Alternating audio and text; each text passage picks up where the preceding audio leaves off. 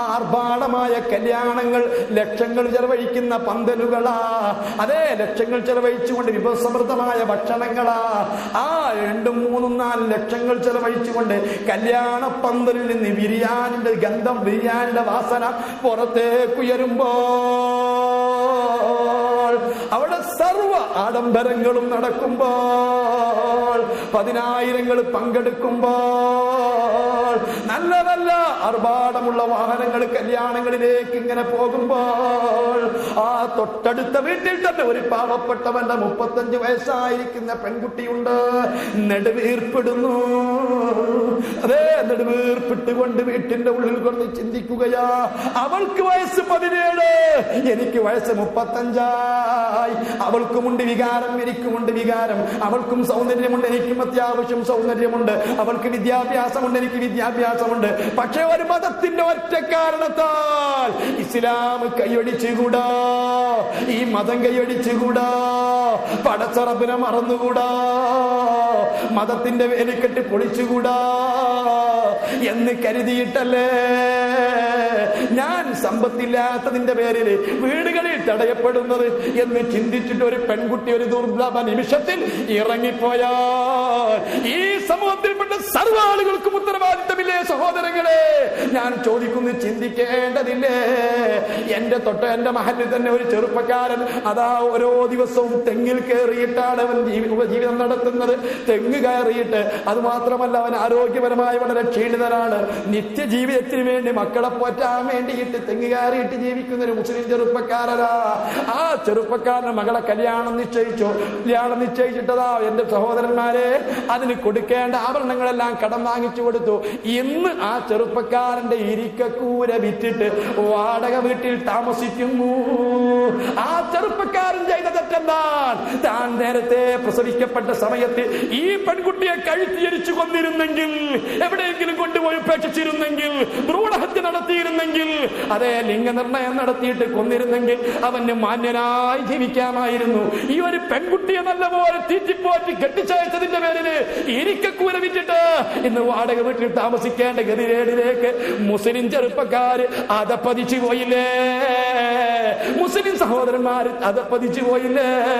വഅലമൂയ ഉമ്മത്ത സയ്യിദിനാ മുഹമ്മദ്. എന്തുമാത്രം മോശം! ഞാൻ ഓർത്തു പോവുകയാണ്, കഴിഞ്ഞ 2 വർഷം മുമ്പ് എന്റെ അടുത്ത് പഠിച്ചിരുന്ന ഒരു സഖാബി തന്നെ എന്നോടൊരു സംഭവം പറഞ്ഞു. എന്താ പറഞ്ഞെന്നറിയോ? അയാള് നാട്ടിലൊക്കെ ഏറെക്കുറെ കാര്യങ്ങളൊക്കെ നോക്കി നടക്കുന്ന ഒരാളാണ്. പെട്ടെന്നൊരു ഞായറാഴ്ച ദിവസം ഒരു കല്യാണം നിശ്ചയിച്ചു. ഈ ആളുകൾക്ക് ഈ പ്രസവാനന്തര ശുശ്രൂഷയ്ക്ക് നിൽക്കുന്ന ഒരു സ്ത്രീയാണ്. ആ സ്ത്രീ ധാരാളം മുതലാളിമാരെ വീട്ടിൽ പ്രസവാനന്തര ശുശ്രൂഷയ്ക്ക് നിൽക്കുന്നത് കൊണ്ട് പലരും സഹായിക്കുമെന്നൊക്കെ കരുതിയിട്ട് കല്യാണം നിശ്ചയിച്ചു. കല്യാണത്തിന് നിശ്ചയിക്കപ്പെട്ടത് സ്ത്രീധനത്തിന്റെ തുക 1.5 ലക്ഷം രൂപയായിരുന്നു. 50,000 രൂപ നേരത്തെ കൊടുത്ത് പിന്നെ 1 ലക്ഷം കൊടുക്കണം. കല്യാണത്തിന് എന്നാ കൊടുക്കുന്നത്. ആ കല്യാണത്തിന് ഒരു ഉച്ച സമയമായി, ഏകദേശം വരാനുള്ള ആളുകളൊക്കെ വന്നു കഴിഞ്ഞു. പക്ഷേ ഇവിടെ കാശ് തികഞ്ഞില്ല.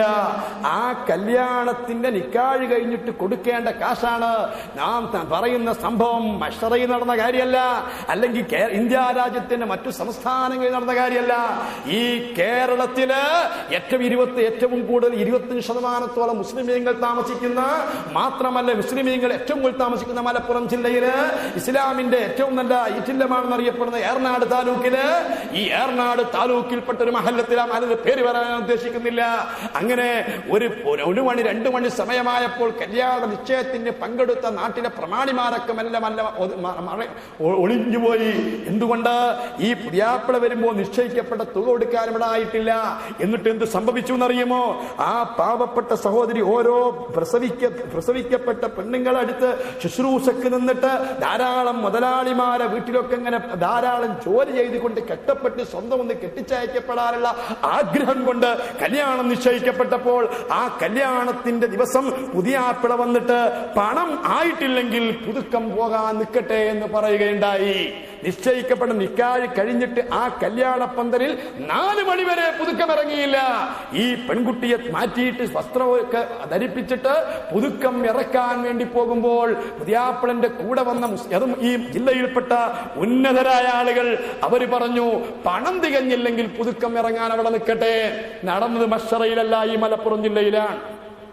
എന്നിട്ട് എന്ത് ചെയ്തെന്നറിയോ? അന്ന് ഞായറാഴ്ച ദിവസമല്ല, എന്ത് ചെയ്യും?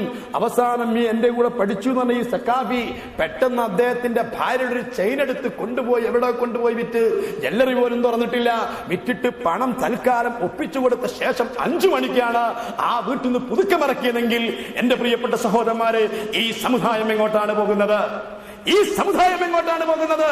മഹാനരായ പ്രവാചക പ്രഭു നബി മുഹമ്മദ് മുസ്തഫ സല്ലല്ലാഹു അലൈഹി വസല്ലമ തങ്ങൾ പഠിപ്പിച്ചുള്ള വാക്കുകളോട് ഈ സമുദായത്തിന് എന്ത് കൂറാവുള്ളത്? ഈ സമുദായത്തിന്റെ മക്കള് ലോകത്തിന്റെ നാനാഭാഗത്ത് അടിച്ചൊതുക്കപ്പെടുമ്പോൾ, അവകാശങ്ങൾ ധ്വംസിക്കപ്പെടുമ്പോൾ, ഈ സമുദായത്തിൽ പിറന്ന പാവപ്പെട്ട മുസ്ലിം സഹോദരിമാരെയും സഹോദരന്മാരെപ്പോഴും എന്നെപ്പോലെ നിന്നെപ്പോലെ മച്ചയുള്ള മാംസമുള്ള മുസ്ലിം സഹോദരന്മാരെ നിഷ്ഠൂരമായിട്ട് വർദ്ധിക്കപ്പെടുമ്പോൾ, അവകാശങ്ങൾ ധ്വംസിക്കപ്പെടുമ്പോൾ, പുറങ്കാറി കൊണ്ട് ചവിട്ടിത്തേക്കപ്പെടുമ്പോൾ, എന്റെ പ്രിയപ്പെട്ട മുസ്ലിമേ, മഹാനരായ പ്രവാചക പ്രഭു നബി മുഹമ്മദ് മുസ്തഫ, ഈ ഉമ്മത്തിന്റെ അമരക്കാരനായ കാവൽക്കാരനായ മുഹമ്മദ് മുസ്തഫ ഈ സമുദായത്തെ കൈയൊഴിയുന്നതാണ്. നിങ്ങൾക്കറിയുമോ ബഹുമാനപ്പെട്ട ഇമാം ബൂസിരി റഹ്മത്തുള്ളാഹി അലൈഹി തങ്ങൾ പറഞ്ഞത്, അഷ്റഫുൽ ഖൽഖ് മുഹമ്മദുർ റസൂലുള്ളാഹ് ഈ സമുദായത്തിന് കാവലിരിക്കുന്ന നേതാവാണ്. അഹല്ലാ ഉമ്മതഹു ഫിൽ ഹിർദി മില്ലതിഹി കലൈസി ഹല്ലാമ അൽ അശ്ബാലി ഫി ആജമി. ഒരു സിംഹം അതിന്റെ കുഞ്ഞുങ്ങളെ തന്റെ മാളത്തിന്റെ അടുത്ത് വെച്ചിട്ട് ആരാണ് തന്റെ കുഞ്ഞുങ്ങളെ ആക്രമിക്കുന്നത്, ആരാണ് തന്റെ കുഞ്ഞുങ്ങൾക്കെതിരെ നിറയൊഴിക്കുന്നത്, ആരാണ് തന്റെ കുഞ്ഞുങ്ങൾക്കെതിരെ അസ്ത്രം തൊടുത്ത് വിടുന്നത്, അതായത് കാട്ടാളന്മാരാണ് തന്റെ കുഞ്ഞുങ്ങളെ ദ്രോഹിക്കുന്നത് എന്ന് സിംഹത്തിന്റെ കുഞ്ഞുങ്ങളെ മുൻപിൽ ഇരുത്തിയിട്ട്, ആ മാളത്തിന്റെ മുൻപിൽ കുഞ്ഞുങ്ങളെ ഇരുത്തിയിട്ട്, ഈ കാവൽ ഇരിക്കുന്ന സിംഹത്തെ പോലെ ഈ ഉമ്മത്തിന് കാവലിരിക്കുന്ന നേതാവാണ് മുഹമ്മദ് മുസ്തഫ. ബിൽ മുഅ്മിനീന റഊഫുർ റഹീം. എന്തേ ചെറുപ്പക്കാരാ നിന്റെ കണ്ണ് തുറക്കാത്തത്? ലഖദ് ജാഅകും റസൂലും മിൻ അൻഫുസികും അസീസുൻ അലൈഹി മാ അനിതും ഹരീസുൻ അലൈക്കും ബിൽ മുഅ്മിനീന റഊഫുർ റഹീം. ഈ ഉമ്മത്തിന്റെ വേദന ഒരിക്കലും സഹിക്കാത്ത നബി, ഈ ഉമ്മത്ത് കഷ്ടപ്പെടുന്നത് സഹിക്കാത്ത നബി, ഈ ഉമ്മത്തിന് ഒരിക്കൽ പോലും ഈ ഉമ്മത്തിന് വല്ലതും സംഭവിക്കുന്നത് വേദനിക്കുന്നത് ഒരിക്കൽ പോലും ഇഷ്ടപ്പെടാത്ത മുഹമ്മദ് മുസ്തഫ.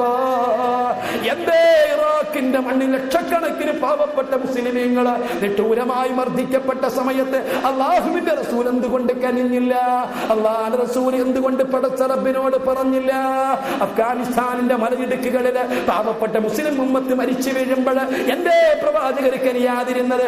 ഗുജറാത്തിന്റെ തെരുവീതിയിൽ പാവപ്പെട്ട മുസ്ലിം സഹോദരന്മാർ 5000-ഓളം വരുന്ന മുസ്ലിമീങ്ങള് നിഷ്ഠൂരമായിട്ട് മർദ്ദിക്കപ്പെട്ട സമയത്ത് കറുത്ത പർദ്ദ അണിഞ്ഞ മുസ്ലിം പെൺകുട്ടികളെ വേറെ പുറത്ത് കുത്തിക്കേറിയിട്ട് ആ ഗർഭസ്ഥ ശിശുവിനെ പോലും പുറത്തേക്ക് എടുത്തിട്ട് ആ ഗർഭസ്ഥ ശിശുവിന്റെ വായിലേക്ക് പെട്രോളൊഴിച്ച് തീ കൊടുത്തിട്ട് അതിലെല്ലാം ആവേശം കൊണ്ടപ്പോൾ, അതെ ഗുജറാത്തിലും മീററ്റിലും അഹമ്മദാബാദിലും നാനാഭാഗത്ത് ഈ രൂപത്തിൽ ഒരിക്കലും ചിന്തിക്കാൻ പോലും കഴിയാത്ത രൂപത്തിൽ മുസ്ലിം ഉമ്മത്തിനെ മർദ്ദിക്കപ്പെടുന്ന സമയത്ത് എന്തുകൊണ്ട് പ്രവാചകർ കനിഞ്ഞില്ല?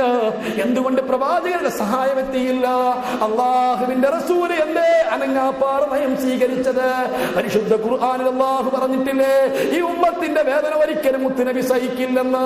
ബഹുമാനപ്പെട്ട അഷ്റഫുൽ ഖൽഖ് മുഹമ്മദുർ റസൂലുള്ളാഹ് പറയുന്നു, അതെ എന്റെ സമുദായം ലോകത്തിന്റെ നാനാഭാഗത്ത് മർദ്ദിക്കപ്പെടുമ്പോൾ, പുറങ്കാല് കൊണ്ട് തട്ടപ്പെടുമ്പോൾ, എന്റെ ഉമ്മത്തിന്റെ നിലനിൽപ്പ് ചോദ്യം ചെയ്യപ്പെടുമ്പോൾ, അതാ ഞാൻ പറയും ഉമ്മത്തി ഉമ്മത്തി, എന്റെ സമുദായം ആ ലോകത്ത് മരിച്ചു വീഴുന്നത്, എന്റെ സമുദായത്തെ ആ നിലനിൽപ്പ് ചോദ്യം ചെയ്യപ്പെടുന്നത്.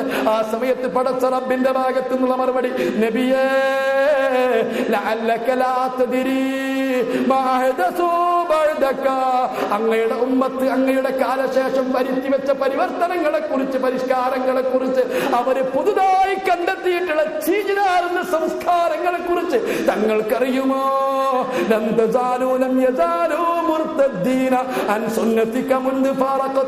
തങ്ങൾ അവരുമായി പിരിഞ്ഞത് മുതൽക്ക്, തങ്ങൾ ഉമ്മത്തുമായി പിരിഞ്ഞത് മുതൽക്ക് തങ്ങൾ പഠിപ്പിച്ച കാര്യങ്ങളിൽ നിന്ന്, തങ്ങളെ സുന്നത്തിൽ നിന്ന്, തങ്ങളെ മതത്തിൽ നിന്ന് 1000 ഘാതങ്ങൾ അവരകന്നകന്നു പോയി. അവരെ കാര്യത്തിൽ തങ്ങൾ സഹതപിക്കേണ്ടതില്ല, അവരെ കാര്യത്തിൽ തങ്ങൾ കരയേണ്ടതില്ല, അവരെ കാര്യത്തിൽ തങ്ങൾ വേദനിക്കേണ്ടതില്ല. ഇതെന്നെ നബി മുഹമ്മദ് മുസ്തഫ. ആ കാലത്ത് എൻ്റെ സമുദായത്തിൽ നിന്ന് ഞാൻ ഒഴിഞ്ഞു മാറും. ഏതുപോലെ ഈസാ നബി അലൈഹി സ്വലാത്തു വസ്സലാം തങ്ങൾ ക്രിസ്ത്യാനികളെ തൊട്ട് ഒഴിഞ്ഞു പോകുന്നത് പോലെ അവർ ചെയ്ത ദുഷ്പ്രവർത്തനങ്ങൾക്ക് ഞാൻ ഉത്തരവാദിയല്ല എന്ന് പറഞ്ഞുകൊണ്ട് ഈസാ നബി അലൈഹി സ്വലാത്തു വസ്സലാം പടച്ചറബിന്റെ മുമ്പിൽ ഒഴിഞ്ഞു മാറുന്നത് പോലെ എന്റെ സമുദായത്തിൽ നിന്ന് ഞാൻ ഒഴിഞ്ഞു മാറും. മുഹമ്മദ് മുസ്തഫ ഈ ഉമ്മത്തിന് മുസ്ലിമിന്റെ സഹായം കിട്ടും. റസൂലുള്ളാഹി സ്വല്ലല്ലാഹു അലൈഹി വസല്ലം ഈ ഉമ്മത്തിനെ കണക്കിലെടുക്കും. റസൂലുള്ളാഹി സ്വല്ലല്ലാഹു അലൈഹി വസല്ലം തങ്ങൾ പഠിപ്പിച്ച സർവ്വ കാര്യങ്ങളിൽ നിന്നും ഉമ്മത്തിൽ വ്യതിചലിച്ചിട്ട് ഈ രൂപത്തിലുള്ള ചീനാറുള്ള സംസ്കാരങ്ങൾ നെഞ്ചിലേറ്റുന്ന കാലത്ത് അഷ്റഫുൽ ഖൽഖ് മുഹമ്മദ് മുസ്തഫയുടെ സഹായം കിട്ടുന്ന സഹോദരന്മാരെ, നിങ്ങൾ ചിന്തിക്കുവാനാണ് ഞാനിത് പറയുന്നത്. ഓരോ മുസ്ലിമീങ്ങളും ചിന്തിക്കണം. എന്നെ കൊണ്ടൊരു പാവപ്പെട്ട പെൺകുട്ടി രക്ഷപ്പെടട്ടെ എന്ന് ചിന്തിക്കാൻ കഴിയണം. ഞാൻ നന്നായിട്ട് ഇഷ്ടംപോലെ സമ്പത്തുള്ള 5ഉം 10ഉം മക്കളെ പോറ്റാനും തീറ്റാനും കഴിയുന്ന നല്ല സാമ്പത്തികമായി ഭദ്രതയുള്ള, നല്ല വാടക വാങ്ങാനുള്ള, അല്ലെങ്കിൽ എല്ലാ നിലക്കും സാമ്പത്തികമായിട്ട് സ്രോതസ്സുള്ള ഹാജിമാര് തന്റെ മക്കളെ കൊണ്ട് കല്യാണം കഴിക്കുന്ന സമയത്ത് ചിന്തിക്കുന്നത്, എനിക്ക് എന്നേക്കാൾ നല്ല സമ്പന്നനായ ഒരു തന്റെ മകളെ ആയിരിക്കണം കല്യാണം കഴിക്കുന്നത്. എന്തൊരു വിരോധാഭാസായത്! അത് എന്റെ പ്രിയപ്പെട്ട സഹോദരന്മാരെ ചെയ്യരുത്. നാം മക്കളെ പെൺകുട്ടികളെ കെട്ടിച്ചു കൊടുക്കുമ്പോഴും അത് നോക്കാൻ പാടില്ല. പരിശുദ്ധ മഹാനരായ അഷ്റഫുൽ ഖൽഖ് മുഹമ്മദ് മുസ്തഫ നിങ്ങളെ മക്കളെ കെട്ടിച്ചു കൊടുക്കുന്ന സമയത്ത് നിങ്ങൾ എന്താ ചിന്തിക്കണം? ഇദാ ജാഅകും മൻ തറലൗനഹു ലിദീനിഹി വഖുലുഖിഹി ഫൽയുസവ്വിജുഹു വഇല്ലാ തകുൻ ഫിത്നത്തുൻ അരീലാ വഫസാദുൻ കബീർ. നബി മുഹമ്മദ് മുസ്തഫ നബി സല്ലല്ലാഹു അലൈഹി വസല്ലം തങ്ങൾ പറഞ്ഞ കല്യാണത്തിന് ദീൻ കൊണ്ടും സ്വഭാവം കൊണ്ടും തൃപ്തിപ്പെടുന്ന ആളുകൾ വിവാഹാന്വേഷണവുമായിട്ട് നിങ്ങളെ പെൺകുട്ടികൾക്ക് വന്നാൽ, പെൺകുട്ടി കല്യാണാന്വേഷണം എപ്പോഴും വരേണ്ടത് പുരുഷന്റെ ഭാഗത്ത് നിന്നാണ്. ഇസ്ലാം അങ്ങനെയാ പഠിപ്പിക്കുന്നത്. വടക്ക് ഭാഗത്തൊക്കെ മനസ്സിലാക്കിയതുപോലെ ഏതെങ്കിലും പുതിയാപ്പളമാരെ തിരഞ്ഞ് എനിക്കൊരു മോളുണ്ടായി, നിങ്ങളെടുത്ത് പുതിയാപ്പളുണ്ടോ എന്ന് അന്വേഷിച്ച് നടക്കുകയല്ല വേണ്ടത്. വിവാഹാന്വേഷണം പുരുഷന്റെ ഭാഗത്ത് നിന്നാണ് വേണ്ടത്. ഇദാ ജാഅകും മൻ തറലൗനഹു ലിദീനിഹി വഖുലുഖിഹി, ദീന് കൊണ്ടും സ്വഭാവം കൊണ്ടും തൃപ്തിപ്പെടുന്ന പയ്യന്മാരെ നിങ്ങൾക്ക് വിവാഹാന്വേഷണവുമായിട്ട് വന്നാൽ ഫൽയുസവ്വിജുഹു, അവനെ കൊണ്ട് കല്യാണം ചെയ്തു കൊടുക്കണം. കാരണം ഇല്ല, അങ്ങനെ നിങ്ങൾ ദീന് കൊണ്ടും സ്വഭാവം കൊണ്ടും തൃപ്തിപ്പെടുന്ന ആളുകളല്ലെങ്കിൽ ദീന് വേറെയാണ്, സ്വഭാവം വേറെയാണ്. നല്ല ദീനുള്ള ആളുകൾക്ക് തന്നെ ചിലപ്പോൾ സ്വഭാവം വളരെ മോശമായിരിക്കും. നല്ല സ്വഭാവമുള്ള ആളുകൾക്ക് തന്നെ ദീൻ ചിലപ്പോൾ ഉണ്ടാവില്ല. അതുകൊണ്ട് സ്വഭാവം ഒന്ന് വേറെയാണ്, ദീനൊന്ന് വേറെയാണ്. നാളെ ചില ആൾക്കാർ കള്ളുടിയന്മാരാണെങ്കിൽ എന്തൊരു നീറ്റ് സ്വഭാവമാണ്, കള്ളുടിക്കുന്നുള്ളൂ, നല്ല സ്വഭാവമാണ്. അതേസമയം ചില ആളുകളുണ്ട്, നിസ്കരിക്കും, നോമ്പ് നോൽക്കും, പക്ഷെ സ്വഭാവം കരടി പോലെ അടുക്കാൻ പറ്റില്ല. അങ്ങനത്തെ ചില ആളുകളുണ്ട്. ഇതുകൊണ്ടാണ് അള്ളാഹുവിന്റെ റസൂലിന്റെ പ്രയോഗം, ദീന് കൊണ്ടും സ്വഭാവം കൊണ്ടും തൃപ്തിപ്പെടുന്ന പയ്യന്മാർ നിങ്ങൾക്ക് വിവാഹാന്വേഷണവുമായിട്ട് വന്നാൽ അപ്പോൾ നിങ്ങൾ കെട്ടിച്ചു കൊടുത്തേക്കണം. വയില്ല, അങ്ങനെ കെട്ടിച്ചു കൊടുക്കാതിരുന്ന തെക്കുൻ ഫിത്നത്തുൻ അരീത, തീരാത്ത ഫിത്ന പിന്നുണ്ടാകുക. ഫസാദുൻ കബീർ, ഒരിക്കലും വലിയ ഫസാദും പിന്നതിന്റെ പിറകിലുണ്ടാകും. പിന്നെ ഏതെങ്കിലും പയ്യന്മാരെ കൂടെ ഒളിച്ചോടി പോകും. വെണ്ണൊരു പയ്യനെ കണ്ടുവച്ചിട്ടുണ്ടാവും, പയ്യൻ വേറെ തന്നെ കണ്ടുവച്ചിട്ടുണ്ടാവും. ഇങ്ങനെ പ്രശ്നങ്ങളോട് പ്രശ്നമാണ്. ഫിത്നത്തുൻ അരീത, വ്യാപകമായ ഫിത്നയുണ്ടാകുമെന്ന് മുഹമ്മദുർ റസൂലുള്ളാഹി. ഇപ്പൊ ഒരു കല്യാണമൊക്കെ നടത്തുന്ന സമയത്ത് എന്തൊക്കെയാ നോക്കുന്നത്, എന്തെല്ലാം കാര്യങ്ങളാണ് ചിന്തിക്കുന്നത്. എന്റെ പ്രിയപ്പെട്ട സഹോദരന്മാരെ, ദീനിന് മുൻതൂക്കം നൽകി അഷ്റഫുൽ ഖൽഖ് മുഹമ്മദ് മുസ്തഫ സ്വല്ലല്ലാഹു അലൈഹി വസല്ലമ തങ്ങൾ പറഞ്ഞിട്ടുള്ള ലിതുൻകഹുൽ മർഅത്ത്, 4 കാര്യത്തിന് വേണ്ടി പെണ്ണുങ്ങളെ കല്യാണം കഴിക്കാറുണ്ട്. റസൂലുള്ളാഹി സ്വല്ലല്ലാഹു അലൈഹി വസല്ലം അവിടെ തലബില്ല. അവിടെ ശരിക്കും ഈ പഠിച്ചിട്ടുള്ള മുതഅല്ലിമീങ്ങൾക്കൊക്കെ അറിയാം, തുൻകഹു അവിടെ തലബില്ല, തലബ് ഉള്ളത് ഫദ്ഫർ ബിദാത്തി ദീൻ. അങ്ങനെയൊക്കെ പെണ്ണ് കെട്ടാറുണ്ട്. തറവാട് നോക്കുക എന്നല്ല അർത്ഥം, വലിയ വൈക്കോലുണ്ടാവും, നേരത്തെ വലിയ സമ്പത്തുള്ള ആൾക്കാരാണ്, അതല്ല നോക്കേണ്ടത്. ഈ തറവാട് എന്നുകൊണ്ട് ഉദ്ദേശിക്കുന്നത് സ്വാലിഹീങ്ങളുമായിട്ട് ബന്ധമുള്ള കുടുംബമാണോ, ആ കുടുംബത്തിൽ ആ സ്ത്രീ പുതിയാപ്പിള ഒരു വണ്ടി മുക്രിയാണ്, അയാളെ വാപ്പയും മുക്രിയാണ്, എന്നാൽ അത് നല്ല കുടുംബമാണ്. അയാളെ വാപ്പയും മുക്രിയാണ്, അയാളപ്പുറം ഒക്കെ സ്വാലിഹീങ്ങളുടെ കുടുംബമാണ്. അല്ലാഹു സുബ്ഹാനഹു വ തആലയുടെ പള്ളിയിൽ അല്ലാഹുവിന്റെ പൊരുത്തത്തിന് വേണ്ടി വാങ്ങി വിളിക്കുന്നവനേക്കാൾ നല്ലവനാരാണ്? അതേ സമയത്ത് നബി സല്ലല്ലാഹു അലൈഹി വസല്ലമ തങ്ങൾ ഖിയാമത്ത് നാളിന്റെ അലാമത്ത് പറയാണ്. ഖിയാമത്ത് നാളാകുന്ന സമയത്ത് യജ്അലുന ഹദീൽ, അതാണ് ഈ ബാങ്കിനെ ആൾക്കാരെ ഏൽപ്പിക്കും. അലാ ദുഅഫായിക്കും, ഏറ്റവും ഒന്നിനും പറ്റാത്തവന്റെ മേല വാങ്ങി ഏൽപ്പിച്ചു കൊടുക്കുകയാണ്. ഒന്നിനും കഴിയില്ല, അയാൾക്ക് പാർസലെടുക്കാൻ പറ്റില്ല, കുട്ടികളെ പഠിപ്പിക്കാൻ പറ്റില്ല, ഒന്നിനും പറ്റും, എന്നാ പിന്നെ നമ്മൾ മുക്രിയാക്കുക. അതെ, ആളുകൾ ഈ പണിയോട് ചെയ്യുന്ന അലംഭാവമാണ് അല്ലാഹു റസൂല പറഞ്ഞത്. അങ്ങനെയല്ലേ ഇന്നത്തെ അവസ്ഥ? ഒന്നിനും കൊള്ളാത്ത ഒരാളാണെങ്കിൽ ഒന്നിനും പറ്റാത്തൊരു പയ്യനാണ്, അയാൾക്ക് അങ്ങനെ കാര്യമായിട്ട് ജോലിക്കൊന്നും പറ്റില്ല, എന്നാൽ നമ്മളെ അയാളെ പള്ളിയിൽ നമ്മൾ മുക്രിയാക്കി. ഇങ്ങനെയല്ലേ? അപ്പൊ ഈ നമ്മളൊക്കെ ഇസ്ലാമിനോടും ഇൽമിനോടും ഒക്കെ വലിയ സ്നേഹവും ആദരവും ഒക്കെ ഉള്ള ആൾക്കാരാണ്. നമ്മൾ മുത്താലിമിന് ഭക്ഷണം കൊടുക്കുക എന്ന് പറഞ്ഞാൽ വളരെ താല്പര്യമാണ്. ആലിമിന് ഉസ്താദെ ചോറ് നമ്മളെ വീട്ടിലേക്ക് കേൾക്കോട്ടെ, ഒരു കുഴപ്പമില്ല. അതുകൊണ്ടൊന്നും ഇൽമിനോട് സ്നേഹം ഉണ്ടാവില്ല. ഇൽമിനോട് സ്നേഹം ഉണ്ടാവുക എന്ന് പറഞ്ഞാൽ ആ കാര്യം ഏറ്റവും അത്ര ആദ്യം നമ്മൾ പൂശണ്ടേ. ആലിമ് എന്ന് പറഞ്ഞാൽ അത്ര ആദ്യം എന്റെ മകനെന്ന് ആലിമാ നോക്കണ്ടേ. നമ്മൾ ഒരാൾക്ക് ഇഷ്ടപ്പെട്ട അത്തറാണെങ്കിൽ ആദ്യം പുരട്ടിയിട്ടല്ലേ വേറെ ആൾക്ക് കൊടുക്കുള്ളൂ. ഈ അത്തർ മറ്റുള്ളവർക്ക് സൽക്കരിക്കണേ, നമുക്കൊന്ന് ഉപയോഗിച്ചു നോക്കിക്കൂടെ? അതുകൊണ്ട് എന്റെ പ്രിയപ്പെട്ട സഹോദരന്മാരെ, ഞാൻ പറഞ്ഞു വന്നത്, അപ്പൊ ഏറ്റവും നല്ല നാളെ മശ്ശറ വൻസഭയിൽ വരുമ്പോ തല ഉയർത്തി നിൽക്കാൻ പറ്റുന്ന, തന്റെ ഇടത്തോടുകൂടി തല ഉയർത്തി നിൽക്കാൻ പറ്റുന്ന ഒരു ടീമുണ്ടെങ്കിൽ അള്ളാഹുവിന്റെ പള്ളിയിൽ ബാങ്ക് വിളിക്കുന്ന മുഅദ്ദിനീങ്ങളാണെന്ന് മുഹമ്മദ് റസൂലുള്ളാഹ്. ഇപ്പോ സാധാരണക്കാരത് പോട്ടെ, മുസ്ലിംമാരോട് തന്നെ പറയാം, ഒരു വാങ്ങ് കൊടുക്കണ വഴി അത് വേണ്ട, വാങ്ങ് വേണ്ട. ഞാൻ തന്നെ പലപ്പോഴും ഇത് ഒരു ജോലിയൊക്കെ അന്വേഷിച്ച് വരുമ്പോൾ നല്ലൊരു ജോലി ഉണ്ട്, ഇന്റെ അടുത്ത് ഇപ്പോഴും ഉണ്ട് ഒരുപാട് ജോലികൾ മുഅദ്ദിന്റെ പണി. അപ്പൊ ആര് വെച്ചാൽ അത് വേണ്ട എന്നാ പറയാ. അപ്പൊ അവർക്ക് തന്നെ തോന്നുന്നു ഈ വാങ്ങ് കൊടുക്കുന്ന ഒരു മോശമാണ്. സുബ്ഹാനല്ലാഹ്. പിന്നെ എന്താ എന്റെ അവസ്ഥ? എന്താ പിന്നെ എന്റെ അവസ്ഥ? ഈ വാങ്ങ് വിളിക്കുക എന്ന് പറഞ്ഞ പണിയൊരു മോശമാണെന്ന് ആർക്കും നമുക്ക് തോന്നുകയാണ്. അതേ സമയത്ത് പരിശുദ്ധ ഖുർആനും തിരുസുന്നത്തും ഒക്കെ ഉൾക്കൊണ്ട് അതൊക്കെ മുറുകെ പിടിച്ചുകൊണ്ട് അതിന്റെ പോരിശയൊക്കെ പ്രസംഗിക്കുവാനും വാചാലമാവാനും ഒക്കെ തയ്യാറായ നമ്മള് എന്നാ പോലെ ഞങ്ങൾക്ക് മുക്രിയായിക്കൂടെ? ഞങ്ങൾക്ക് ചോദിക്കാം, ഞങ്ങൾക്ക് മുക്രിയായിക്കൂടെ? എന്റെ പ്രിയപ്പെട്ട സഹോദരന്മാരെ, മുത്ത് മുഹമ്മദ് റസൂലുള്ളാഹി സ്വല്ലല്ലാഹു അലൈഹി വസല്ലം പറഞ്ഞു, ഉമറുൽ ഫാറൂഖ് പറഞ്ഞു, എനിക്ക് ഈ ഉത്തരവാദിത്ത പണി, ഇമാറത്തിന്റെ പണിയില്ലെങ്കിൽ മദീനത്തെ പണിയിൽ മുക്രി ഞാനാകുമായിരുന്നു. ബഹുമാനപ്പെട്ട സയ്യിദുനാ ഉമർ ഇബ്നുൽ ഖത്താബ് റളിയല്ലാഹു തആല അൻഹു തങ്ങള്, ഞാൻ നാട്ടിലുള്ള ജനങ്ങളൊന്നായിട്ട് മുക്രിയാവണമെന്നല്ല പറഞ്ഞത്, ഈ കാര്യത്തോട് ജനങ്ങൾ കാണിക്കുന്ന അലംഭാവം നിങ്ങൾക്ക് മനസ്സിലാവാൻ വേണ്ടി പറഞ്ഞതാണ്. അപ്പൊ ഞാൻ പറഞ്ഞു വന്നത്, ഇങ്ങനെ സ്വാലിഹീങ്ങളോട് ചേരുന്ന കുടുംബമാണെങ്കിൽ അതാണ് നല്ല തറവാട് എന്ന് പറഞ്ഞത്.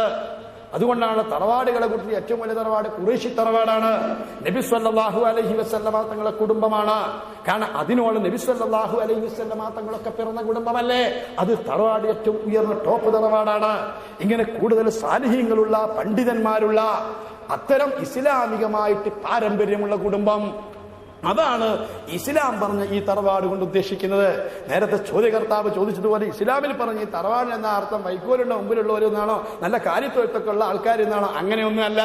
ഇസ്ലാമിലെ ഇസ്ലാമികമായ തറവാട് എന്ന് പറഞ്ഞ സൽജനങ്ങളിലേക്ക് ചേരുന്ന കുടുംബം. മഹാനായ സൈനുദ്ദീൻ മഖ്ദൂം റളിയല്ലാഹു അൻഹുവിന്റെ കുടുംബത്തിലേക്ക് ചേരുന്ന കുടുംബം ഒക്കെ കുടുംബം നല്ല കുടുംബമാണ്. അത് സൈനുദ്ദീൻ മഖ്ദൂമിന്റെ പരമ്പരയിലേക്ക് ചേരുന്ന കുടുംബമാണ്. സിദ്ദീഖുൽ അക്ബറിന്റെ കുടുംബത്തിലേക്ക് ചേരുന്ന കുടുംബമാണ്. അങ്ങനെ സദാത്യങ്ങളുടെ, പണ്ഡിതന്മാരുടെ, ഇങ്ങനെ മഹാന്മാരിലേക്ക് ചെന്നെത്തുന്ന കുടുംബമാണ് തറവാട് മഹിമ എന്നുകൊണ്ട് ഉദ്ദേശിക്കുന്നത്. അത്തരം കുടുംബത്തിൽപ്പെട്ട സ്ത്രീകളാകുന്ന സമയത്ത് ആ ഗുണം ഈ സ്ത്രീകൾക്കും ഉണ്ടാകുമെന്നർത്ഥം. 20 ഉപ്പാപ്പമാരുടെ ഗുണങ്ങള് ഒരാളിൽ ഉണ്ടാകുന്ന 20 ഉപ്പാപ്പമാരിൽപ്പെട്ട കുടുംബമുണ്ടാകും. നബി സല്ലല്ലാഹു അലൈഹി വസല്ലമ തങ്ങളെ ഉപ്പാപ്പമാരെ കൂട്ടി 20 ഉപ്പാപ്പമാരെ പേര് നമ്മൾ പഠിക്കുന്നത് എന്തുകൊണ്ടാണ്?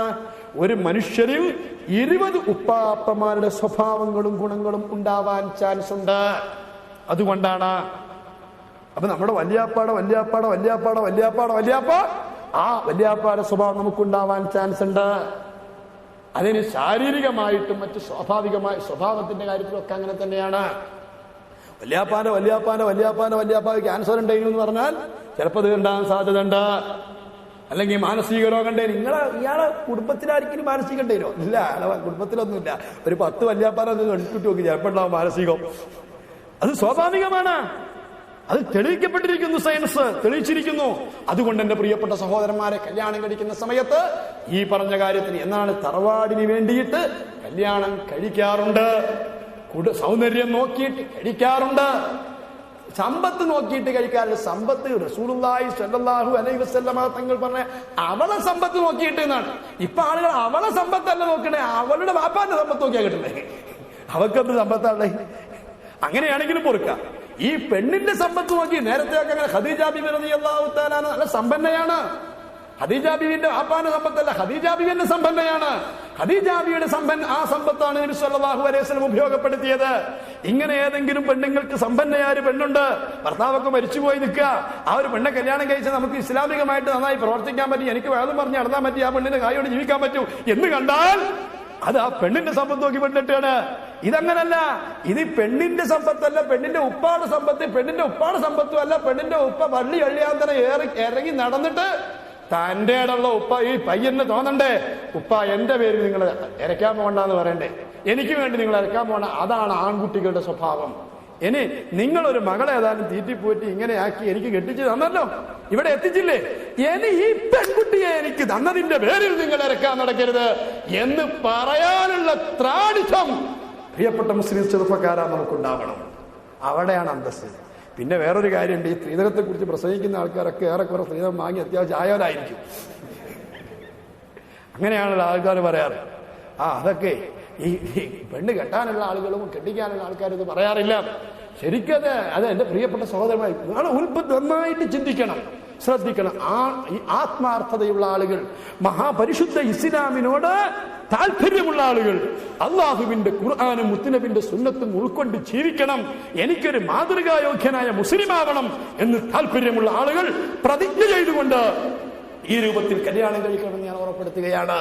ഇങ്ങനെ സമ്പത്തിന് വേണ്ടിയിട്ട് കല്യാണം കഴിക്കുന്ന ആളുകളെ കല്യാണത്തോടൊരു മാനസികമായ വെറുപ്പെങ്കിലും പ്രകടിപ്പിച്ചിട്ട് പോകാതിരിക്കെങ്കിലും ചെയ്യണമെന്ന് എന്റെ അഭിപ്രായം. അതിന് വേണ്ടിയിട്ടല്ലേ, ഈ ഒരു തോന്നിയസിന് വേണ്ടിയല്ലേ. ഈടെ അടുത്തൊരു പയ്യൻ, നല്ലൊരു പയ്യൻ, ഞാനൊന്നും ഞാൻ പറയുന്നില്ല, ഞാൻ ചോദിച്ചു, അല്ല പോലെ കല്യാണം കഴിക്കണം ഉസ്താദെ, അപ്പൊ എന്താ നിനക്ക് അയാൾക്ക് ആ പയ്യൻ കല്യാണം കഴിക്കുന്ന പയ്യന് ഒരു ബുദ്ധിമുട്ടുമില്ല, ജ്യേഷ്ഠന്മാരൊക്കെ ഗൾഫിലാണ്, ഒരു കുഴപ്പമില്ല, പെങ്ങന്മാരെ കെട്ടിക്കാനില്ല, വീടുണ്ടാക്കാനില്ല, നല്ല അത്യാവശ്യം വീടുണ്ട്, എല്ലാ സൗകര്യങ്ങളും വീട്ടിൽ ഏറ്റവും ചെറിയ മോനാണ്, എനിക്ക് 2 ലക്ഷം രൂപ സ്ത്രീധനം വേണമെന്ന്. എന്താ സ്ത്രീധനം വേണ്ട കാര്യം എന്താ? ഞാൻ ചോദിച്ചപ്പോൾ അയാൾ പറഞ്ഞാൽ എന്താണെന്നറിയോ, അയാൾ പറഞ്ഞ വർത്താനം എന്താ അറിയോ, എനിക്ക് നമ്മുടെ എല്ലാ നേതാക്കന്മാരെയൊക്കെ ഇത് വിളിച്ചിട്ടൊരു കല്യാണം നടത്തണം, അതിന് വേണ്ടിയിട്ട് സ്ത്രീധനം 2 ലക്ഷം. എന്റെ പ്രിയപ്പെട്ട സഹോദരന്മാരെ, നിങ്ങൾ ചിന്തിക്കൂ സമുദായത്തിന്റെ അവസ്ഥ. എനിക്ക് നേതാക്കന്മാർ നന്നായിട്ട് വിളിച്ചിട്ട് വലിയൊരു കല്യാണം നടത്തണം, അതിന് വേണ്ടിയിട്ട് 2 ലക്ഷം സ്ത്രീധനം ആര് തന്നോളണം? ആ കല്യാണത്തിന് ചോറ് ഇന്നാ പറ്റുമോ? ഞാൻ ചോദിക്കാം, നമുക്ക് വയ്ക്കാൻ പറ്റുമോ? ഇത്തരം ചെയ്യണ ഈ പാവപ്പെട്ട ആളുകളൊക്കെ ഇങ്ങനെ. അതേ സമയത്ത് സമ്പന്നനായ ഒരു മുതലാളിയാണ്, അയാൾ നല്ല സമ്പന്നനാണ്, അയാളുടെ മകളെ കെട്ടിച്ചു കൊടുക്കട്ടെ ഒരു പാവപ്പെട്ട മുഅ്മിനായ മനുഷ്യനെ. എന്നിട്ട് അയാൾ ഇങ്ങനെ ചിന്തിക്കട്ടെ, എന്നെ കൊണ്ടൊരു എന്റെ മകളെ കെട്ടിയിട്ട് ഒരു പാവപ്പെട്ട രക്ഷരായിട്ട് അങ്ങനെ ചിന്തിച്ചൂടെ? അങ്ങനെ ചിന്തിക്കാം. അപ്പൊ ശരിക്കും ഇവിടെ പ്രായോഗികമായി വരണമെങ്കിൽ മുതലാളിമാരായ ആളുകൾ അവരെ മക്കളെ പാവങ്ങൾക്ക് കെട്ടിച്ചു കൊടുക്കണം. മുതലാളിമാരായ ആളുകൾ കല്യാണം കഴിക്കുന്നത് പാവങ്ങളെ മക്കളെ ആവണം. ഈ രൂപത്തിലൂടെ സംവിധാനം ഉണ്ടായി കഴിഞ്ഞാൽ ബഹുമാനപ്പെട്ട ഇസ്ലാം വിഭാവനം ചെയ്യുന്ന ആ കാര്യം ഇവിടെ സാക്ഷാത്കരിക്കപ്പെടും. നമ്മുടെ നാട്ടിൽ ഇന്ന് വളർന്ന് പന്തരിച്ചു നിൽക്കുന്ന ഈ വിപത്ത് ഒരു പരിധിവരെ അത് ഇല്ലായ്മ ചെയ്യാൻ പറ്റും. കല്യാണത്തിൽ സ്ത്രീധനം വാങ്ങൽ മാത്രമല്ല, കല്യാണത്തിന്റെ ആർഭാടം വളരെ ശ്രദ്ധിക്കേണ്ടതാണ്. നിങ്ങൾക്കറിയില്ലേ, നമ്മുടെ ഇന്ത്യ രാജ്യത്തെ ഏറ്റവും വലിയ സാമ്പത്തികമായ ആസ്തിയുള്ള കുടുംബം നെഹ്റു കുടുംബമാണ്. മോത്തിലാൽ നെഹ്റുവിനെ കുറിച്ച് അറിയില്ലേ? ബ്രിട്ടീഷ് വൈസ്രോയി തന്റെ ഒരു ഗാർഡൻ നശിപ്പിച്ച സമയത്ത് ബ്രിട്ടീഷ് വൈസ്രോയിന്റെ അടുത്ത് എന്നിട്ട് നോട്ടിന്റെ കെട്ടുകൾ തീക്കായാൽ ഇട്ടുകൊടുത്ത അത്രയും വലിയ സമ്പന്നനാണ് മോത്തിലാൽ നെഹ്റു. ഈ മോത്തിലാൽ നെഹ്റുവിന്റെ പേരക്കുട്ടിയല്ലേ നമ്മുടെ പ്രിയങ്ക ഗാന്ധി? നെഹ്റുവിന്റെ മകള്, ഇന്ദിരാജിയുടെ മകന്റെ മകളല്ലേ പ്രിയങ്ക? ഈ പ്രിയങ്ക ഗാന്ധിയെ വധോര കല്യാണം കഴിച്ച കല്യാണത്തിന്റെ ചെലവ് എത്രയാണെന്നറിയോ? എത്രയാ? 5000 രൂപ. ആ കല്യാണത്തിന് ആകെണ്ടായ ചെലവ് 5000 രൂപ. നമ്മുടെ നാട്ടിലൊക്കെ ഒരു മുസ്ലിം, ഒരു പാവപ്പെട്ട സഹോദരൻ ആളുകളോട് പിരിവെടുത്ത് നടത്തുന്ന കല്യാണമാണെങ്കിൽ ആ കല്യാണ ചെലവ് എത്രയാണ്? എന്ത് ചോദിക്കും? 50,000 ലക്ഷങ്ങളൊക്കെ കല്യാണ ചെലവ്. കാരണം അല്ലാഹു സുബ്ഹാനഹു വ തആല മോത്തിലാൽ അവർക്ക് ഒത്തിരി സമ്പത്തും കൊടുത്തിട്ടുണ്ട്, ബുദ്ധി കൊടുത്തിട്ടുണ്ട്. നമുക്ക് രണ്ടുമില്ല. നബി സല്ലല്ലാഹു അലൈഹി വസല്ലം തങ്ങൾ അഅ്ളമുൻ നിക്കാഹി ബറകതൻ, ഏറ്റവും ബറക്കത്തുള്ള കല്യാണം ഐസറുഹു, ഒരു ചെലവ് കുറഞ്ഞ കല്യാണമാണ്. ഏറ്റവും ബറക്കത്തുള്ള കല്യാണം ചെലവ് കുറഞ്ഞ കല്യാണമാണ്. റസൂലുള്ളാഹി സ്വല്ലല്ലാഹു അലൈഹി വസല്ലം തങ്ങൾ പഠിപ്പിച്ചതാണ്. നിക്കാഹിന്റെ ആ ഭാഗത്തേക്ക് ഒരു കടക്കും, ഐലിനു ഹാദൻ നിക്കാഹ്, നിക്കാഹ് പരസ്യമാക്കണം. വജ്അലുഹു ഫിൽ മസാജിദ്, അത് പള്ളിയിൽ വെച്ചാക്കണം. നിക്കാഹ് എപ്പോഴും സുന്നത്ത് പള്ളിയിലാ, മറ്റുള്ള ഒരു പരിപാടി പള്ളിയിൽ പറ്റൂല. നിക്കാഹ് പള്ളിയിലാക്കൽ സുന്നത്താ. ഓ നമ്മളങ്ങനെ നിക്കാഹ് പള്ളിയിലാക്കിയാൽ അതെ, അത് പാവപ്പെട്ടവന്നൊക്കെ അല്ലേ. നിങ്ങൾ ചിന്തിച്ചു നോക്കി പറയാം, അത് പാവപ്പെട്ടവർ. റസൂലുള്ളാഹി സ്വല്ലല്ലാഹു അലൈഹി വസല്ലം നിങ്ങൾ പറയുന്നു, നിക്കാഹ് നിങ്ങൾ പരസ്യമായിട്ട് ചെയ്യണം. വജ്അലുഹു ഫിൽ മസാജിദി, അത് പള്ളിയിലാക്കണം. വദ്രിബു അലൈഹി ബിദ്ദുഫൂഫി, കല്യാണത്തിന്റെ നിക്കാഹിന്റെ സന്തോഷം പ്രകടിപ്പിക്കുന്ന ദപ്പ് മുട്ടണമെന്ന് നബി സ്വല്ലല്ലാഹു അലൈഹി വസല്ലം തങ്ങളെ മധുര ചൊല്ലി ബുറുദ ചൊല്ലി ആ ക്ലാസിക്കായി മാറിയ സ്ഥിതിക്ക് ആ ബുറുദയൊക്കെ ചൊല്ലിട്ട് ദപ്പൊക്കെ മുട്ടത് കല്യാണത്തിന്റെ സന്തോഷത്തിൽപ്പെട്ടതാണ്. അതൊക്കെ ബഹുമാനപ്പെട്ട ഇസ്ലാം അനുവദിച്ചിട്ടുള്ളതാണ്. അതേ സമയത്ത് ആ അനുവദിച്ച കാര്യങ്ങൾ മുഴുവനും അങ്ങ് മാറ്റി നിർത്തിയിട്ട് വെറും തോന്നിവാസങ്ങൾ മാത്രം ചെയ്യുന്നു. ഞാനോതാ ആചാരങ്ങളും അനാചാരങ്ങളും എന്നൊരു വിഷയം വരാൻ പോകുന്നുണ്ട്, അവിടെ പറയാമെന്ന് പറഞ്ഞ് അവിടെ നിർത്തുകയാണ്. എന്റെ പ്രിയപ്പെട്ട സഹോദരന്മാര്, അതുകൊണ്ട് ഏറ്റവും നല്ല ബറക്കത്തുള്ള കല്യാണം ചെലവ് കുറഞ്ഞ കല്യാണമാണ്. മാത്രമല്ല, ഈ സ്ത്രീധനത്തിനെ കുറിച്ച് പറഞ്ഞപ്പോ ഒരു കാര്യം കൂടി ഞാൻ ശ്രദ്ധയിൽപ്പെടുത്തുകയാണ്. ഓവറായിട്ട് മഹർ കൊടുക്കുന്നത് കൊണ്ടാണല്ലോ സ്ത്രീധനം കൂടുതൽ വാങ്ങേണ്ടി വരുന്നത്. ഇന്ന് പെൺകുട്ടികൾക്ക് മഹർ കൊടുക്കുന്നത് 10 പവന് 20 പവന് 25 പവനൊക്കെയാ മഹർ കൊടുക്കുന്നത്. അങ്ങനൊക്കെ മഹർ കൊടുത്തിട്ട് അതുപോലെ തന്നെ ലക്ഷങ്ങൾ വില പിടിപ്പുള്ള ഡ്രസ്സുകളാണ്. ഞാനതൊന്നും എണ്ണി പറയുന്നില്ല, പലതും എനിക്കിവിടെ അറിയാവുന്ന സംഭവങ്ങൾ തന്നെയുണ്ട്, അതൊന്നും ഞാൻ വിശദീകരിക്കുന്നില്ല. ഇങ്ങനെ ലക്ഷങ്ങളൊക്കെ ചെലവഴിച്ചുകൊണ്ട് അങ്ങ് ചെന്നൈയിലേക്കും ബാംഗ്ലൂരിലേക്കും ബോംബെയിലേക്കും കൽക്കത്തയിലേക്കും ഒക്കെ സെലക്ഷന് വേണ്ടിയിട്ട് ആ ഡ്രസ്സുകൾ തെരഞ്ഞെടുക്കാൻ വേണ്ടി സെലക്ഷൻ കിട്ടാൻ വേണ്ടിയിട്ട് പ്ലെയിനിൽ കൂടി യാത്ര ചെയ്തിട്ട് കല്യാണത്തിന് ഭാര്യമാർക്ക് പുതുനാരികൾക്ക് ഡ്രസ്സ് വാങ്ങാൻ വേണ്ടി പോയ മുതലാളിമാര് നമ്മുടെ നാടുകളിലൊക്കെ ഉണ്ട്. സഹോദരന്മാരെ, പടച്ച റബ്ബിനെ മറക്കാൻ പറ്റുമോ?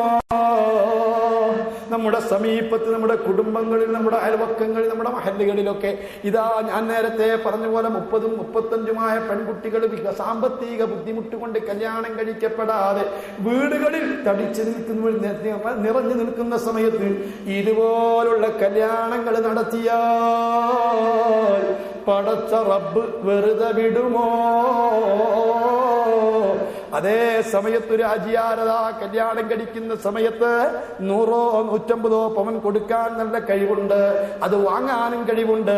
ആ സമയത്ത് അജിയാർ ഒന്ന് ചിന്തിച്ചിരുന്നെങ്കിൽ, എനിക്കെന്തിനാണ് ഈ പവനുകള്, എനിക്കെന്തിനാണ് ആരാന്റെ മുതല്, എനിക്കെന്തിനാണ് എന്റെ മകൻ കൊണ്ടുവരുന്ന മകൾക്കെന്തിനാണ്, മരുമകൾക്കെന്തിനാണ് ഇത്ര കൂടുതൽ സമ്പത്ത്, സ്വർണങ്ങള്, അതുകൊണ്ട് എനിക്കത് ആവശ്യമില്ല എന്ന് കരുതി ചിന്തിച്ചിട്ട് ആ ആജിയാരും ഇയാളും കൂടി ഒന്ന് ചിന്തിച്ചിട്ട് നമ്മുടെ പരിസരത്ത് എന്റെ മകൻ കല്യാണം കഴിക്കുമ്പോ നിങ്ങളെ മകൾ നിങ്ങളെ വീട്ടിൽ നിന്ന് പുതുക്കമിറങ്ങുമ്പോൾ ഒതാ ഒരുപാട് വർഷങ്ങളായി കണ്ണുനീർ കുടിച്ചുകൊണ്ട് ദിനരാത്രങ്ങൾ കഴിച്ചു കൂട്ടുന്ന 1-2 പാവപ്പെട്ട പെൺകുട്ടികൾ കൂടി നമ്മുടെ ഈ കല്യാണത്തിന്റെ ചെലവിൽ നിന്ന് ചുരുക്കിയിട്ടെങ്കിലും ഈ കല്യാണത്തിൽ നാം ഭാര്യ ഭർത്താക്കളായി നമ്മുടെ മക്കൾ സുഖിക്കുമ്പോൾ ഒരു 3-4 കുടുംബത്തിന് 3-4 പെൺകുട്ടികൾക്ക് ദാമ്പത്യ ജീവിതം നുകരാൻ, ജീവിതമൊന്ന് പച്ചപിടിക്കാൻ, ഒരു ജീവിതത്തിനൊരു ലൈംഗികമായ സുഖം ആസ്വദിക്കാൻ അവസരം കിട്ടിയാൽ അവർക്ക് മരിക്കുന്നത് വരെ അവരെ സന്തോഷത്തിന് അതിനുണ്ടാവുകയില്ല.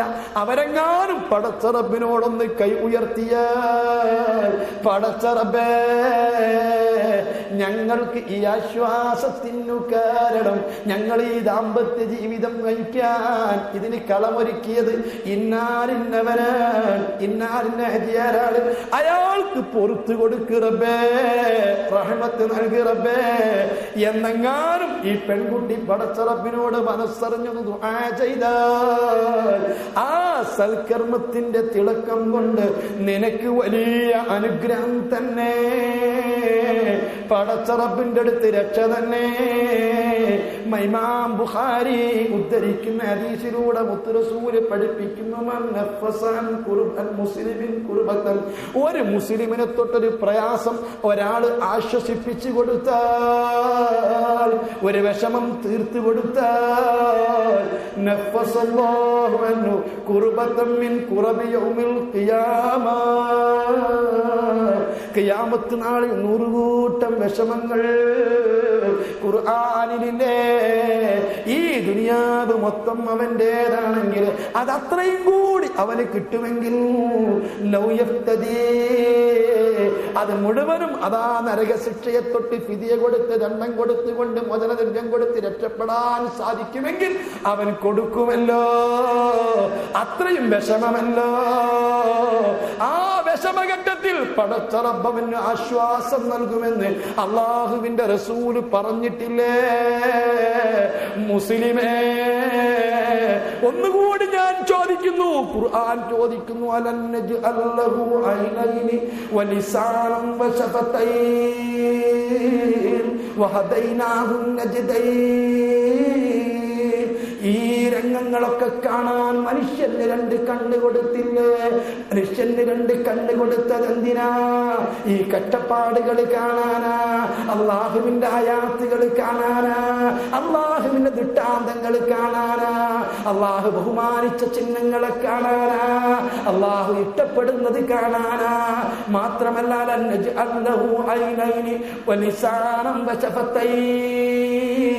അവന്റെ ചങ്കിൽ ഒരു നാവ് നാം കൊടുത്തിട്ടില്ലേ?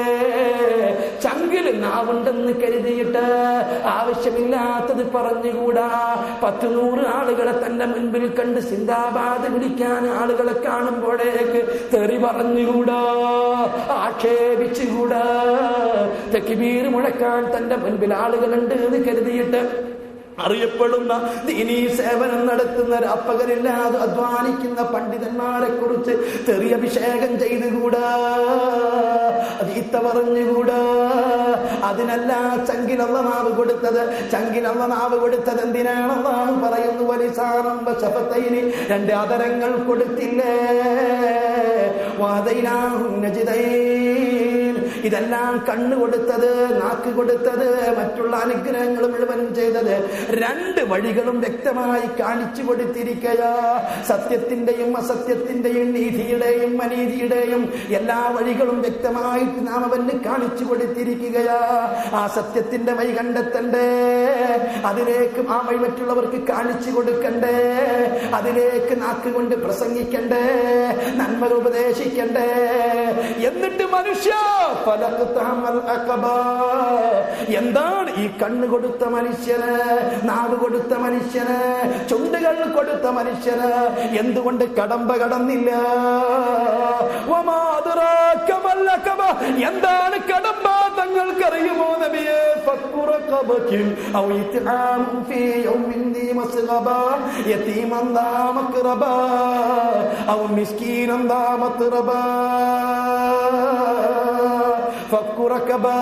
പെരടിയെ മോചിപ്പിക്കല.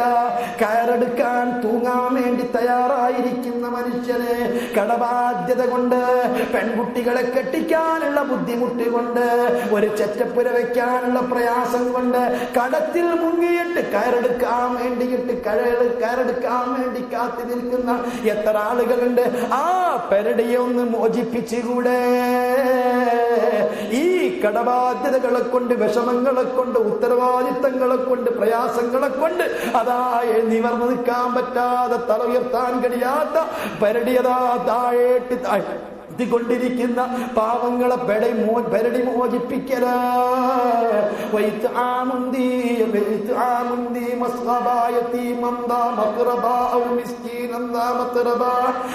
കുട്ടികൾക്ക് ഭക്ഷണം കൊടുക്കല, അഗതികൾക്ക് ഭക്ഷണം കൊടുക്കല, അതിനു വേണ്ടിയിട്ട് മറ്റുള്ളവരോട് വാങ്ങിക്കൊടുക്കല, അത് പറഞ്ഞു കൊടുക്കല, അതിനു വേണ്ടി പ്രസംഗിക്കല, അതിനു വേണ്ടി ഓടി നടക്കല. ഇതൊക്കെയാണ് കടമ്പ കടക്കാൻ ശ്രമിക്കേണ്ടത്. കടമ്പ കടക്കുക എന്നുകൊണ്ട് ഉദ്ദേശിക്കുന്ന ഇത്തരം കാര്യങ്ങളാണെന്ന് പരിശുദ്ധ ഖുർആൻ. പടച്ച റബ്ബ് നമുക്ക് തൗഫീഖ് നൽകട്ടെ. ഇത്തരം കാര്യങ്ങളാണ് ചെയ്യേണ്ടത്. പാവപ്പെട്ട പെൺകുട്ടികളെ കെട്ടിക്കാൻ ഒരിക്കലും പ്രതീക്ഷയില്ലാതെ പ്രയാസപ്പെട്ടുകൊണ്ടിരിക്കുന്ന പാവങ്ങളായ ആളുകൾ, 3-4 പെൺകുട്ടികൾ വീട്ടിൽ നിറഞ്ഞു നിൽക്കുകയാണ്. അങ്ങനത്തെ ആളുകളെ പെരടി ഒന്ന് മോചിപ്പിക്കാൻ കഴിഞ്ഞാൽ അതാണ് കടമ്പ കടക്കുക എന്നതുകൊണ്ട് ഉദ്ദേശിക്കുന്നത്. അതിനാണ് ശ്രമിക്കേണ്ടത്. അങ്ങനെ വല്ല ആതുര സേവനങ്ങളോ പാവപ്പെട്ടവരുടെ ജീവകാരുണ്യ പ്രവർത്തനങ്ങളോ ചെയ്തുകൊണ്ടിരിക്കുന്ന നിസ്വാർത്ഥരായ പണ്ഡിതന്മാരെ കുറിച്ച് നാവ് കൊണ്ട് തെറി പറയുകയല്ല വേണ്ടത്. ആക്ഷേപിക്കുകയല്ല വേണ്ടത്. ഉത്തരവാദിത്വ ബോധമുള്ള ആളുകൾ അതാണ് പ്രവർത്തിക്കേണ്ടത് എന്ന് ഈ സമയത്ത് ഞാൻ ഉറപ്പെടുത്താൻ ആഗ്രഹിക്കുകയാണ്. എന്റെ പ്രിയപ്പെട്ട സഹോദരന്മാരെ, ഞാൻ എന്റെ വിഷയത്തിലേക്ക് തന്നെ മടങ്ങുന്നു. അതുകൊണ്ട് കല്യാണം കഴിക്കുന്ന സമയത്ത് ഈ ദീനിനാണ് പ്രാമുഖ്യം നൽകേണ്ടത്. കൂടുതൽ പ്രസവിക്കുന്ന ഭർത്താവിനെ സ്നേഹിക്കുന്ന ദീനീപരമായിട്ട് ജീവിക്കുന്ന പെണ്ണുങ്ങളെ മതബോധമുള്ള പെൺകുട്ടികളെ കല്യാണം കഴിക്കണം. മതബോധമുള്ള ആളുകൾക്ക് തന്റെ മക്കളെ കെട്ടിച്ചു കൊടുക്കണം. എന്റെ പ്രിയപ്പെട്ട സഹോദരന്മാരെ, മാത്രമല്ല അച്ചടക്കമുള്ള പെണ്ണുങ്ങളെയാണ് കല്യാണം കഴിക്കേണ്ടത്. സാലിഹത്തായ പെണ്ണുങ്ങൾ കാനിത്താത്തും അനുസരണവും അച്ചടക്കവുമുള്ള പെണ്ണുങ്ങളാണ്. അച്ചടക്കം എന്നുള്ളൊരു സൗന്ദര്യമാണ്. അച്ചടക്കമുള്ള പെണ്ണൊരു സൗന്ദര്യമാണ്.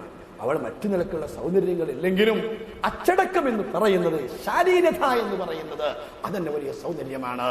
ബഹുമാനപ്പെട്ട അഷ്റഫുൽ ഖൽഖ് മുഹമ്മദ് റസൂലുള്ളാഹി അതാണ് അച്ചടക്കമുള്ള പെണ്ണുങ്ങളോട് കല്യാണം കഴിക്കണം എന്ന് പറയുന്നത്. ഓർത്ത് നോക്ക്, ചില പെണ്ണുങ്ങളുണ്ട് ഇങ്ങനെ എല്ലാവരോടും കൊഞ്ചിക്കുഴഞ്ഞ് സംസാരിക്കുന്ന ആളുകളോട് സംസാരിക്കുന്ന ഇത്തരം പെണ്ണുങ്ങളൊക്കെ സ്വഭാവത്തിൽ മോശമാണ്. അങ്ങനത്തെ സ്ത്രീകളൊക്കെ കല്യാണം കഴിച്ചാൽ തൻ്റെ ജീവൻ തന്നെ തകർന്നു പോകും. നിങ്ങൾ ഇന്ന് നമ്മുടെ നാട്ടിലൊക്കെ ഉള്ള ഏറ്റവും വലിയൊരു വിപത്താണ്, ഏത് വീടുകളിലേക്കും ആണുങ്ങളങ്ങോട്ട് കയറി ചെല്ലുക. എന്തൊരു സംസ്കാരാണിത്! അനുജന്റെ വീടാണെങ്കിലും ജ്യേഷ്ഠന്റെ വീടാണെങ്കിലും എളാപ്പാടെ വീടാണെങ്കിലും അമ്മോന്റെ വീടാണെങ്കിലും ആണുങ്ങൾക്ക് എന്താ കിച്ചണില്? ആണുങ്ങൾ മാന്യന്മാരായിട്ട് വീടിന്റെ പുറത്തല്ല നിൽക്കേണ്ടത്. അതിനല്ലേ നമ്മളെ സിറ്റ് ഔട്ട് എന്നൊക്കെ പറഞ്ഞാൽ, ഔട്ട് സിറ്റ് പറഞ്ഞാൽ പുറത്തിരിക്കാനുള്ള സ്ഥലം എന്നാ അതിന്റെ അർത്ഥം അറിയില്ലേ? സിറ്റ് ഔട്ട് പറഞ്ഞതിന്റെ അർത്ഥം അറിയില്ലേ? അതാണ് ഇത്. ആണുങ്ങൾ ഞാൻ എൻ്റെ അള്ളാഹുവിന്റെ ഖുർആനും മുത്തുനബിന്റെ ഹദീസും ഓതിയിട്ട് വാത് കേൾക്കുന്ന സമയത്ത് പ്രസംഗിച്ചുകൊണ്ടിരിക്കുന്ന മുസ്ലിയാരെ വാതിന് മാർക്കിടണം വേണ്ടി അല്ലാതെ വല്ലതും മനസ്സിലാക്കി ജീവിതത്തിലേക്ക് പകർത്തിയിട്ടൊരു കുറ്റബോധത്തോടു കൂടി ജീവിതം നന്നാക്കണമെന്ന് ചിന്തിക്കുന്ന സർവ്വ മുസ്ലിമീങ്ങളോട് ഓർമ്മപ്പെടുത്തുന്നു. സഹോദരന്മാരെ, സ്വന്തം വീട്ടിലേക്കല്ലാതെ മറ്റൊരുത്തന്റെ വീട്ടിന്റെ അകത്തേക്ക് കയറി ചെല്ലരുത്. കിച്ചണിലേക്ക് കയറി ചെല്ലരുത്. യാതൊരു മറയില്ല, ചെല്ലണ എന്നെ കിച്ചണിക്ക. എന്നിട്ട് ഞാൻ ചോദിക്കുന്നു, സ്വന്തം അനുജന്റെ വീടാണെങ്കില്, സ്വന്തം ജ്യേഷ്ഠന്റെ വീടാണെങ്കില്, അല്ലെങ്കിൽ പിതൃ സഹോദരന്റെ മുത്താപ്പാന്റെ വീടാണെങ്കില്, എളാപ്പയുടെ ഈ കിച്ചണിൽ നിങ്ങൾക്ക് എന്തിരിക്കുന്നു? അവിടെ ഇരിക്കുന്ന മുത്താപ്പാന്റെ നമുക്ക് കാണാൻ പറ്റുമോ? മുത്താപ്പാന്റെ ഭാര്യ നമുക്ക് കാണാൻ പറ്റുമോ? ജ്യേഷ്ഠന്റെ ഭാര്യ നമുക്ക് കാണാൻ പറ്റുമോ? അഞ്ചന്റെ ഭാര്യയെ കാണാൻ പറ്റും? ഇനി പറ്റുന്നവർ തന്നെ അവർ ഏത് സമയത്ത് സ്വന്തം പെങ്ങളെ വീട്ടുകാരെ പെങ്ങളവിടെ എങ്ങനെ നിൽക്കുന്ന പറയാൻ പറ്റും? സ്വന്തം പെങ്ങന്മാർ തൊട്ടാൽ വുദു മുറിയാത്ത ആളുകളെ തന്നെ, ഉമ്മ പെങ്ങള് ഇതുപോലത്തെ ആളുകളെ തന്നെ മുട്ടുപൊക്കിളിന്റെ ഇടയിലുള്ള സ്ഥലം അല്ലാത്തടത്തേ കാണാൻ പറ്റും. അവര് ബാത്റൂമിൽ നിന്ന് വരികയെന്നറിയോ? അവര് കുളിച്ചുകൊണ്ടിരിക്കുകയെന്നറിയോ? അതുകൊണ്ട് എന്റെ ശബ്ദം കേൾക്കുന്ന സർവ്വ മുസ്ലിമീങ്ങളോട് ഓർമ്മപ്പെടുത്തുകയാണ്, ഈ ചീഞ്ഞ സംസ്കാരം നിർത്തണം. വീടുകളിൽ പുരുഷന്മാർ മറ്റുള്ള വീടുകളിലേക്ക് കയറി ചെല്ലും. പരിശുദ്ധ ഖുർആൻ പറയുന്നു, ലാ തദ്ഖുലൂ ബുയൂതൻ ഗൈറ ബുയൂതികും ഹത്താ തസ്തഗ്നിസു വതുസല്ലിമു അലാ അഹ്ലിഹാ. നിങ്ങൾ നിങ്ങളുടേതല്ലാത്ത മറ്റു വീടുകളിലേക്ക്, റൂമുകളിലേക്ക് നിങ്ങൾ കടന്നു ചെല്ലുമ്പോൾ അതിന്റെ മര്യാദ നിങ്ങൾ പാലിച്ചിരിക്കണം. മര്യാദ പാലിക്കുന്നവരോട് സലാം പറഞ്ഞ് സമ്മതം ചോദിച്ചില്ലാതെ ഒരു വീട്ടിൽ കിടക്കാൻ പാടില്ല. അതുപോലെ അങ്ങനെ കടന്നു വരുന്ന പുരുഷന്മാരോട് യാതൊരു കാരണവശാലും വീട്ടിലെ സ്ത്രീകൾ മെയിൻറ്റെയിൻ ചെയ്യരുത്. അവരെ പണികൾ കടുത്ത തെറ്റാണ് അവർ ചെയ്യുന്നൊരു ബോധ്യത്തോടു കൂടി തന്നെ പെരുമാറണം. ആണുങ്ങൾ എന്തിനാ അന്യൻ വീട്ടിലേക്ക് കയറി ചെല്ലുന്ന റൂമിനുള്ളിലേക്ക്? ആണുങ്ങൾ ഇരിക്കുന്നിടത്ത് സിറ്റ് ഔട്ടിലോ അതുപോലത്തെ ഓഫീസ് റൂമിലോ അങ്ങനത്തെ സ്ഥലത്തൊക്കെ വന്നിരുന്ന് തന്റെ കാര്യങ്ങൾ പറഞ്ഞ് തിരിച്ചു പോകുക എന്നല്ലാതെ എന്തിനാണ് ഓരോ വീട്ടിലേക്ക് കയറി ചെല്ലുന്നത്? അത് ചെയ്യരുത് എന്ന് ഞാൻ വളരെ കണിശമായിട്ട് മുസ്ലിം സഹോദരങ്ങളോട് ഓർമ്മപ്പെടുത്തുകയാണ്. നിങ്ങൾക്കറിയുമോ, ഒരു പെണ്ണ് തന്റെ വീട്ടിൽ നിന്ന് പുറത്തിറങ്ങിയാൽ തന്നെ ഔറത്താ. അന്യ പുരുഷന്മാരെ കൊള്ള നോക്കിയാൽ ഒരു പുരുഷൻ തന്നിലേക്ക് നോക്കിയാൽ അങ്ങോട്ട് നോക്കരുത് എന്നാണ്. അതാണ്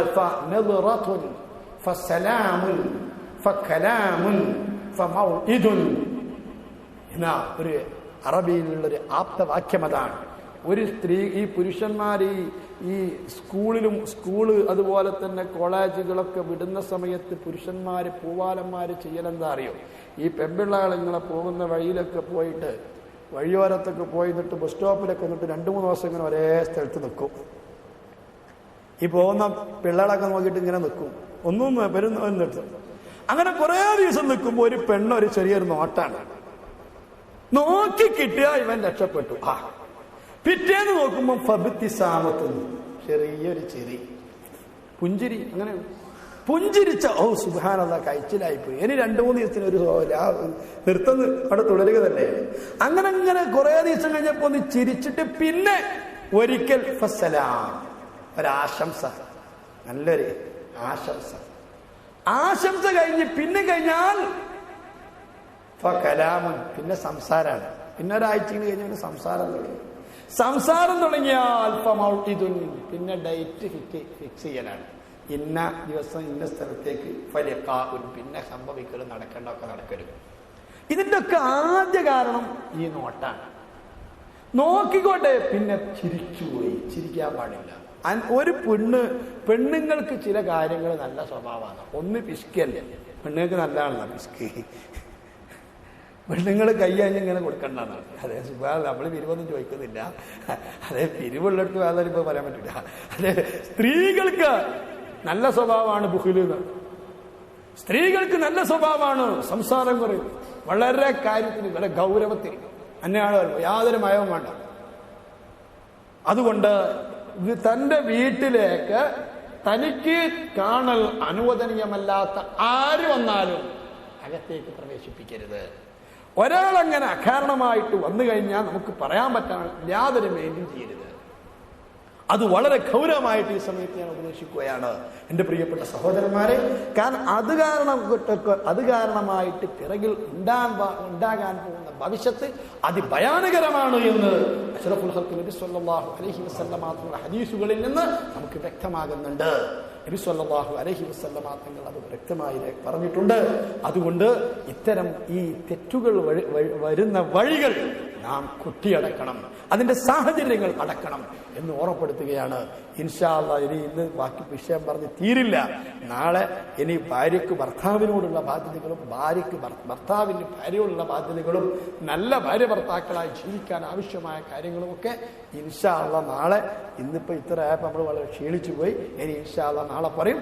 ഈ കാര്യങ്ങളൊക്കെ പ്രത്യേകം ശ്രദ്ധിച്ചത് നമ്മുടെ ജീവിതത്തിൽ മാറ്റങ്ങൾ ഉണ്ടാവണമെന്നാണ് ഞാൻ പറയുന്നത്.